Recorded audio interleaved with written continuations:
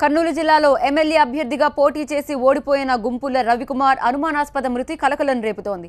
హైదరాబాద్ శ్రీనగర్ కాలనీలో రవికుమార్ అనుమానాస్పద స్థితిలో చనిపోయారు. నందికొట్కూరు ఎమ్మెల్యే ఐజయ్య ఎన్నిక చెల్లదంటూ రవికుమార్ గతంలో హైకోర్టులో పిటిషన్ వేశారు. గత అసెంబ్లీ ఎన్నికల్లో నందికొట్కూరు నుంచి ఎమ్మెల్యే స్థానానికి ఇండిపెండెంట్ అభ్యర్థిగా రవికుమార్ పోటీ చేసి ఓడిపోయారు. ఈ నేపథ్యంలో రవికుమార్ మృతిపై ఆయన అనుచరులు అనుమానాలు వ్యక్తం చేస్తున్నారు. అయితే పోలీసులు మాత్రం అనారోగ్యంతో రవికుమార్ చనిపోయారని చెప్తున్నారు.